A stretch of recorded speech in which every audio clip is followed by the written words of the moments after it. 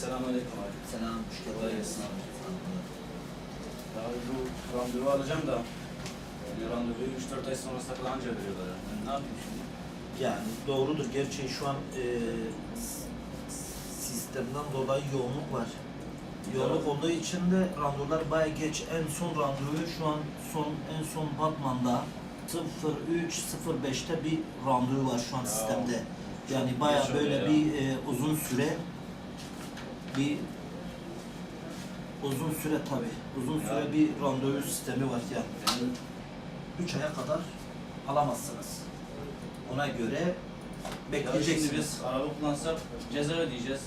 Şu an öğrencilerimizin şikayetleri bize iletilen şikayetlerde öğrenciler dosyayı bizden aldıktan sonra en az 3 ay beklemek zorunda kalıyorlar. Bunun sebebi de randevuların geç olması, yani 3 ay böyle randevuların olması. Randevulardan dolayı da öğrenciler bayağı mağdur oluyor. Bunun için yetkililerden öğrenciler adına yardım bekliyoruz.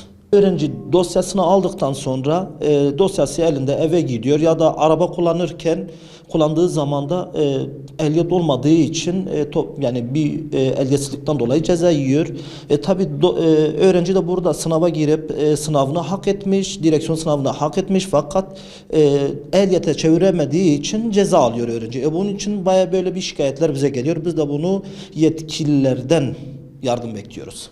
Normal öğrencilerimiz yani hepsi de mağdur oluyor. Çünkü bir öğrencinin 3 ay böyle sırada beklemesi, randevu alıp da sırada beklemesi tabii büyük bir mağduriyet oluyor. Bize gelen öğrencilerimizin bakıyoruz yani öğrenci bakıyor il nerede bir boşluk varsa mesela şu an bir öğrencimiz boşluğu bulmuş Mardin'e gidip Mardin'den ehliyet alıyor. Bir ay sonra o da. Çünkü en az orada bir ay verilmiş. Bizim Batman'da da bir 3 aylık bir zaman var randevu sistemi için. Şu an yeni bu randevu sistemine geçildiğinden beri kursiyerler ehliyetlerini değiştirecekler. Hepsi şu an mağduriyet yaşıyorlar. 3 ay, 4 ay gibi bir süre var şu anda. Bir de sadece bir mail üzerinden sadece bir randevu alınabiliyor. Hani bunu bir kısıtlama getirmişler.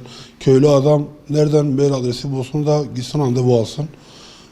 Bunu bir aya gibi daha kısa bir süreye çekmeleri gerekiyor. Yani bununla ilgili bir çalışma yapmaları gerekiyor yetkililerin. Mağduriyeti yaşayanlar şu anda yeni ehliyet alacaklar, ehliyetini kaybedenler, sürücü belgesini değiştirmek isteyenler ki 2019'a kadar 2020'ye kadar bir süresi var bunun. Yani 2020'ye o zamanadan gelirse bu şekilde devam ederse belki randevu sistemi 1 yıla kadar da devam eder. Bunu kısa sürede düzeltmeleri lazım. Yeni ehliyet alacağım ben. Ehliyet için başvuru yaptım da randevuyu 3-4 ay sonrasına kadar anca verebiliyorlar. Yalnız benim şu an araç kullanmam lazım ve yakalandığım takdirde 1.700 lira gibi bir ceza ödemem gelecek. Hani mağdurum yani. Olabildiğince erken vermelerini istiyorum yani.